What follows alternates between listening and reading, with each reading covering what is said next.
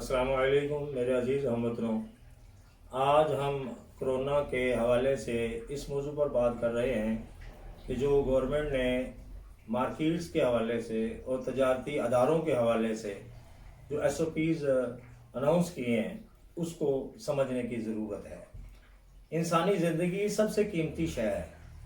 اگر انسانی زندگی کو تحفظ میسر آ جاتا ہے تو پھر کاروبار بھی کر لے گا۔ جب زندگی ہی نہیں بچے گی تو کاروبار کیسے کرے گا؟ دوسری بات جو سب سے اہم ہے وہ یہ ہے کہ یہ جو 6 بجے مارکیٹس بند کرنے کا اعلان ہوا ہے، اس کی مخالفت میں اخبارات کے اندر اور مختلف چینلز کے اندر جو گفتگو ہو رہی ہے اس حوالے سے ہم اپنا نقطہ نظر بیان کرنا چاہتے ہیں۔ اختلاف کا حق تو ہر ایک کو حاصل ہے، وہ کرے، لیکن اس کے پیچھے کوئی دلیل ہو۔ یہ جو 6 بجے کا ٹائم ہے، میں اس میں تھوڑی سی وضاحت کرنا چاہتا ہوں اپنی ذاتی طور پر۔ وہ یہ ہے کہ 6 بجے سے مراد غروب آفتاب ہے۔ اگر غروب آفتاب 7 بجے تک جاتا ہے تو 7 بجے تک ہونا چاہیے، اگر 5:30 تک جاتا ہے تو 5:30 تک ہونا چاہیے۔ ٹائم کا تعلق غروب آفتاب کے لیے۔ اگر ہم کلمہ پڑھتے ہیں اور اپنے آپ کو مسلمان کہتے ہیں تو پھر ہمیں قرآن کی طرف لوٹنا پڑے گا۔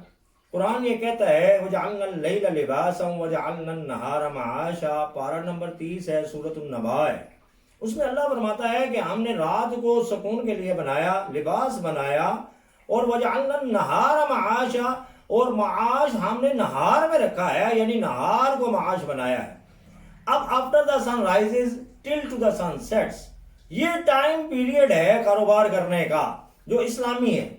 اب اگر اسلام سے کسی کو بیزاری ہے تو وہ جو چاہے کرے، جس میں شرم حیا نہ رہے پھر وہ جو چاہے کرے۔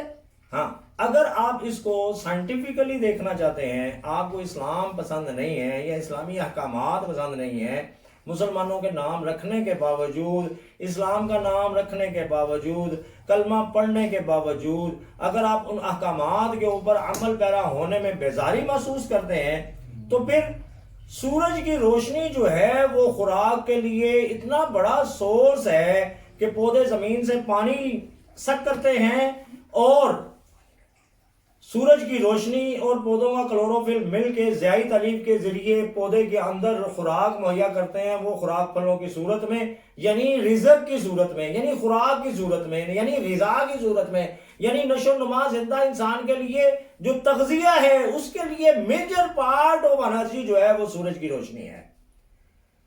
اگر آپ سائنس کے ہی محتاج رہنا چاہتے ہیں تو پھر سائنٹیفکلی جو سورج کی روشنی ہے وہ زندگی کے لیے سب سے بڑا پارٹنر ہے۔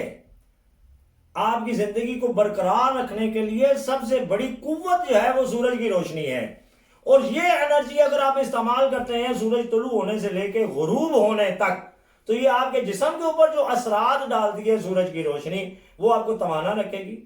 آپ صحت مند ہوں گے، صحت مند جسم کے اندر صحت مند دماغ ہوگا، صحت مند دماغ کے اندر صحت مند سوچ ہوگی، صحت مند سوچ صحت مند عمل پیدا کرے گی، صحت مند عمل کے جواب میں رد عمل اچھا ملے گا۔ اگر آپ اپنی زندگی کے اعمال کا جواب اچھا چاہتے ہیں تو پھر اپنے جسم کو صحت مند رکھیں۔ اس کے لیے سورج کی روشنی بہترین ذریعہ اللہ پاک نے مفت میں دیا ہوا ہے، جس کا کوئی بل نہیں آتا، جس کے اوپر کوئی ٹیکس نہیں لگتا، جس کے اوپر کوئی اکاؤنٹیبلٹی آپ کے پاس نہیں ہے۔